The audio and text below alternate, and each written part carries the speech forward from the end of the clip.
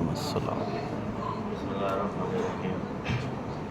الحمد للہ رب العالمین والصلاۃ والسلام علی اشرف الانبیاء والمرسلین مولانا الثقلین جد الحسن والحسین مولانا ابو القاسم محمد اللهم صل على محمد وعلى آل بیت الطیبین الطاہرین ولعنة الله على أعدائهم أجمعين إلى قيام يوم الدين. أما بعد فقد قال الله تبارك وتعالى في محكم كتابه الحكيم وقوله الحق.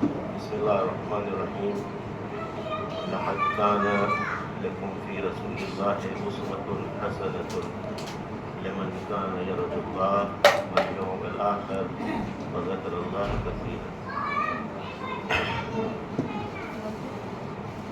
بہت مختصر بغیر کسی مقدمے کے دو تین نکات ہیں جو آپ کی خدمت میں پیش کرنا چاہتے ہیں. سب سے پہلے سب کا شکریہ ادا کرتے ہیں کہ آپ سب نے موقع دیا کچھ عرائض آپ کے سامنے پیش کر سکیں. سب سے پہلے ولادت باسعادت نبی کریم صلی اللہ علیہ وسلم کی مبارکباد پیش کرتے ہیں. اس کے بعد اس آیت کے ضمن میں کہ اللہ کے نبی کی ذات کو اسوہ حسنہ قرار دیا گیا. اسوہ حسنہ ایک ایسا اسوہ جو مثبت ہو، عملی ہو، مثبت بھی ہو اور عملی ہو. کانا لقد کان لکم فی رسول اللہ، کانا یعنی استمرار ہو اس اسوے کا، بریک نہ ہو جائے، رک نہ جائے. اس اسوے پہ جو اسوہ ہے وہ بہت سارے ہیں، آپ کی زندگی کے بہت سارے نمونے ہیں. ایک نمونہ نبی کریم کی ذات کا، بس اسی پر میں آپ کی بات تمام کر دوں گا. ہو سکتا ہے میں اس کو طنز کے پہلو سے نہیں بیان کروں گا، لیکن حقیقت پر مبنی ہے وہ مطالب جو میں پیش کرنا چاہتا ہوں. اسوہ نبی کریم کی ذات. نمبر ایک، اتحاد امت، امت میں اتحاد. سوال سارا میں بیچ کی چیزیں ڈراپ اور حذف کر کے اس صدی میں، اس زمانے میں اس اسوہ حسنہ پر کس شخص نے، ان لوگوں نے عمل کر کے پریکٹیکل کر کے دکھایا. پوری دنیا کے مسلمان 57 ملک ہیں، لوگ ہیں، 1.5 ارب سے زائد مسلمانوں کی آبادی ہے، بڑے بڑے مدرسے ہیں. یہ عمل، اتحاد مسلمانوں کے درمیان میں عملی طور پر پریکٹیکل، نام لے گنے جائیں نام، آل سعود، آل خلیفہ، حاکم اسلامی ہے، خادمین حرمین شریفین کا عنوان سالہ سال سے برسہ برس سے ان کا ٹائٹل ہے. اور ہم مسلمان، احمق مسلمان اس ملک کا، پوری دنیا کا، مرا جا رہا ہے وہ خادمین اور خادمین اور خادمین لکھ کر کے بھرے پڑے ہیں سارے روزنامے. بہت زیادہ نہیں، 10-12 سال پہلے پلٹ جائیے. اب آنکھیں کھلی ہیں، بصیرت کی نگاہیں اب عیاں ہوئی ہیں. وہ بھی جب مسلمانوں نے 70,000 80,000 بچے اور عورتیں کٹوا دیے غزہ میں، تب تھوڑا سا احساس ہوا کہ یہ خادمین نہیں ہے، خائنین ہے، حرمین شریفین ہے. بے شک. یعنی جب غزہ پامال ہو گیا، ختم ہو گیا، تو بھی ابھی بیدار ابھی نہیں ہوئے ہیں مکمل. سمجھ لیے بیدار ہوئے ہوتے تو کیا ہوتا. سوال، رفح اور غزہ سے مسلمانوں کی سب سے بڑی دانشگاہ الازہر کا کتنا فاصلہ ہے؟ سوال نہیں پوچھا جائے گا کہ میرا اپنا عقیدہ میں بتا رہا ہوں. 7 اکتوبر سے پہلے اگر ہم لوگ مر گئے ہوتے تو قبر میں سوال غزہ اور فلسطین کا نہ ہوتا. لیکن یاد رکھیے 7 اکتوبر کے بعد جو بھی روئے زمین پر ہے بعنوان مسلمان، قبر میں پہلا سوال غزہ کا ہوگا. یہ میرا عقیدہ ہے. کتنا فاصلہ ہے مسلمانوں کی سب سے بڑی علمی مرکزی دانشگاہ کا، جس پر مسلمان اس کا پسوند لگانے پہ، الازہری کہنے پہ ہزاروں بار مرتا ہے، فخر کرتا ہے، ناز کرتا ہے. الازہری صاحب آئے. کتنا فاصلہ ہے؟ 370 کلومیٹر رفح کا بارڈر. اگر یہ لاکھوں مسلمان الازہر سے، یہ علماء، یہ مفتیان دین، یہ صاحبان افتاء و فتویٰ، قرآن کے مفسر، مدعیان دین اگر قدم بڑھا لیتے، فتویٰ دے دیتے، قوم چل پڑتی رفح کے بارڈر کی طرف تو رفح کا بارڈر نہیں کھل جاتا. اسلحہ لینے کی ضرورت نہیں تھی، یہ علماء دین کا کام تھا.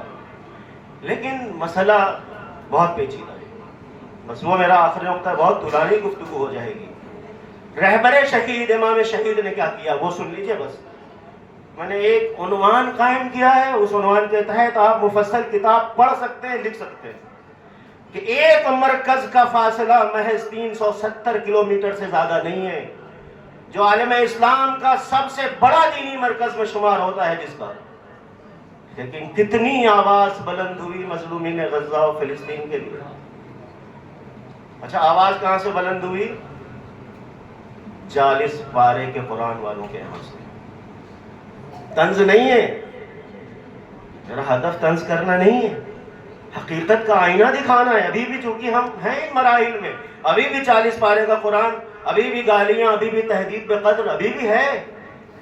ابھی بھی کہا جاتا ہے اس امامے میں تمہیں اس علاقے میں ہم برداشت نہیں کریں گے، بوریا کو اس طرح سمیٹو جاؤ. ہم نے ان کے مرکز میں کہا اب تو ہم یہاں بیٹھے ہیں اور یہ خدا چاہ رہا ہے کہ آپ کے مرکز میں اس امامے کے ساتھ بیٹھ کے حق کی بات کریں. آپ کو قتل کرنا ہے قتل کر لیجیے. بڑے بڑے مراکز میں، یہ لفظ ہندوستان کے لیے استعمال کیا میں نے، یعنی ان مراکز کی کوئی ذمہ داری نہیں ہے، صرف ہم نعرے لگاتے رہیں گے اتحاد کے. واعتصموا بحبل اللہ جمیعا سب سے آسان، سب سے سہل، سب سے اور آسان کر دوں میرے، سب سے سرل آیت مل گئی ہے. کچھ نہ پتا ہو مولوی صاحب کو، مفتی صاحب کو، اسٹیج پہ جانا ہے، 10,000 لوگ ہیں، کیا خطاب کرو گے؟ واعتصموا بحبل اللہ جمیعا. عمل کتنا کیا آپ نے؟ کتنا عمل کیا؟ پوچھئے امام شہید سے انہوں نے کیا کیا. انہوں نے یہ کیا. ہم سارے مسالک ہیں، ہم مسالک کے اور مذہب کے اصول پر اتنا پابند ہیں کہ ہمیں دین کے اصولوں سے کوئی لینا دینا نہیں. اصول دین کے پائمال ہوتے ہیں، ہو جائیں. عظمت قرآن ختم ہوتی ہے، ہو جائے. عظمت کعبہ اور اس کا تقدس پامال ہوتا ہے تو ہو جائے. ہمیں ان سے کوئی دلچسپی نہیں ہے. ہمیں دلچسپی ہے اپنے مذہب کے اصولوں کو بچانے سے. یہ ہے اسلام. عام طور پر سارے مراکز اسلامی کا پوری دنیا میں ہم سب لگے ہوئے ہیں کہ ہمیں اپنے اصول بچانے ہیں. مذہب کے، دین کے اصول کی پرواہ نہیں ہے. مختصر سا تجزیہ محض شاید 40 سیکنڈ میں. مسلمان فرقے ہیں 4-5 بڑے بڑے، شیعہ، اہل حدیث. یہ دو وہ فرقے ہیں جو ایک پورب جا رہا ہے تو دوسرا پشچم جا رہا ہے. دونوں میں اشتراک کتنا پایا جاتا ہوگا؟ اصول میں اور فروع میں کم پایا جاتا ہے. اشتراک تو ہے، لیکن یہ دونوں دو دشاؤں کے، دو سمت کے راہرو ہیں. وہ کہہ رہا ہے مسجدوں قبروں پہ جانا، احترام کرنا، نظر و نیاز یہ سب جائز. وہ کہہ رہا ہے یہ سب بدعت اور حرام، یہ سب بدعت اور گمراہی، اور ہر گمراہی اور ہر ضلالت جو ہے وہ بدعت ہے، اور جو بدعتی ہے وہ اہل نار اور جہنم ہے. یہ اعلانیہ ہے اہل حدیث اور برادران سلفی کا. اور شیعہ ان سب چیزوں کے اوپر اعتقاد رکھتا ہے. تو فاصلہ بہت کم. دوسرا مذہب ہمارے ہندوستان میں اس کی کثرت ہے، تعداد ٹھیک ٹھاک ہے. ہمارے برادران دیوبندی، ہمارے نادر بھائی نمائندگی کر رہے ہیں، دیوبند سے ماجد صاحب نمائندگی کر رہے ہیں. بہرحال توسل اور شفاعت کے مسئلے میں کچھ تھوڑا سا اختلاف اور کچھ حیاتی اور مماتی رسول اللہ کی زندگی کے سلسلے میں بہرحال اختلاف یہاں بھی کم نہیں ہے. اب آئے ہمارے بریلوی حضرات، تھوڑا سا اختلاف یہاں اور کم ہوا چونکہ یہ توسل نظر و شفاعت میں ہمارے ساتھ ہے. اب اختلاف اور کہاں سب سے زیادہ ختم ہوا؟ وہ ہمارے برادران اہل تصوف اور عرفان کے درمیان. مثلا وہ تفضیل امیر المومنین کے اکثر قائل ہیں.